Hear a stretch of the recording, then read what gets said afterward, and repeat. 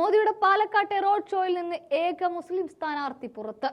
എന്തുകൊണ്ട് പുറത്തായി എന്നുള്ളത് ഉയർന്ന ചോദ്യത്തിന് തൽക്കാലം മറുപടികളൊന്നും തന്നെ വന്നിട്ടില്ല. പക്ഷെ അപ്പോഴും രണ്ടാം ഘട്ട സ്ഥാനാർത്ഥി പത്രിക പുറത്തിറക്കി കഴിയുമ്പോഴും രാജ്യത്തെ ഏക മുസ്ലിം സ്ഥാനാർത്ഥിയായി BJP പ്രഖ്യാപിച്ചത് ഒരേ ഒരാളെയാണ്. അത് മലപ്പുറത്തെ BJP സ്ഥാനാർത്ഥി അബ്ദുൽ സലാമിനെയാണ്. മലപ്പുറം, പൊന്നാനി, പാലക്കാട് എന്നീ ലോക്സഭാ മണ്ഡലങ്ങളിലെ BJP സ്ഥാനാർത്ഥിയായിരിക്കും റോഡ് ഷോയിൽ ഇന്ന് മോദിക്കൊപ്പം വാഹനത്തിൽ ഉണ്ടാവുകയെന്ന് പാർട്ടി നേതൃത്വം നേരത്തെ തന്നെ അറിയിച്ചതായിരുന്നു. എന്നാൽ ഇതിന് വിഭിന്നമായി രണ്ട് മണ്ഡലങ്ങളിലെ സ്ഥാനാർത്ഥികളും BJP സംസ്ഥാന അധ്യക്ഷൻ K സുരേന്ദ്രനും മാത്രമായിരുന്നു വാഹനത്തിൽ ഉണ്ടായിരുന്നത്.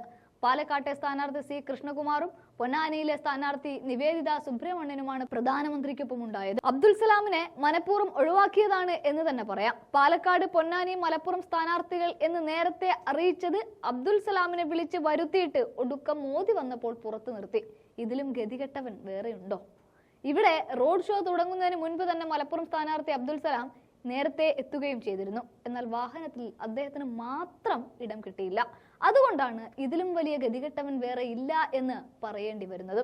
കാലിക്കറ്റ് സർവകലാശാല മുൻ വൈസ് ചാൻസലറായ അബ്ദുൽ സലാം 2019 BJPയിലേക്ക് എത്തിയത്. 195 ലോക്സഭാ സീറ്റുകളിലേക്കുള്ള ആദ്യഘട്ട BJP സ്ഥാനാർത്ഥി പട്ടികയിലെ ഒരേ ഒരു മുസ്ലിം മുഖവുമായിരുന്നു അബ്ദുൽ സലാം. തിരൂർ സ്വദേശിയായ അദ്ദേഹം 2011 മുതൽ 2015 വരെ കാലിക്കറ്റ് സർവകലാശാല വൈസ് ചാൻസലറുമായിരുന്നു. അതേസമയം ഇത്രയും തിരക്കുള്ളപ്പോൾ ഇതൊക്കെ സ്വാഭാവികമല്ലേ എന്ന പ്രതികരണമാണ് അബ്ദുൽ സലാം മാധ്യമങ്ങൾക്ക് നൽകിയത്. സത്യത്തിൽ വേറെ വഴിയൊന്നുമില്ലാത്തതുകൊണ്ടാണത്. തനിക്ക് പരിഭവമില്ല, മലപ്പുറത്ത് സ്ഥാനാർത്ഥിയാണെന്ന് പ്രധാനമന്ത്രിയോട് പറഞ്ഞു. അദ്ദേഹം ഓക്കെ എന്ന് മറുപടി നൽകിയെന്നും ഷെയ്ക്ക് ഹാൻഡ് നൽകിയെന്നുമാണ് അബ്ദുൽ സലാം പ്രതികരിച്ചത്. എന്നാൽ മാധ്യമങ്ങളോട് നിരാശ പ്രകടിപ്പിച്ചില്ല എങ്കിലും ഡൽഹിയിൽ നിന്ന് വന്ന ലിസ്റ്റ് അല്ലേ എന്ന ചോദ്യത്തിന് അതൊന്നും പറയേണ്ട എന്ന് അദ്ദേഹം പ്രവർത്തകരോട് നീരസം പ്രകടിപ്പിച്ചതായി വിവരവുമുണ്ട്. പരസ്യമായി പ്രതിഷേധിക്കേണ്ടതില്ല എന്ന നിലപാടാണ് അബ്ദുൽ സലാം സ്വീകരിച്ചിരിക്കുന്നത് എന്നാണ് സൂചന. അല്ലാതെ എന്തു ചെയ്യാൻ? വലിയ ഗതികെട്ടവൻ.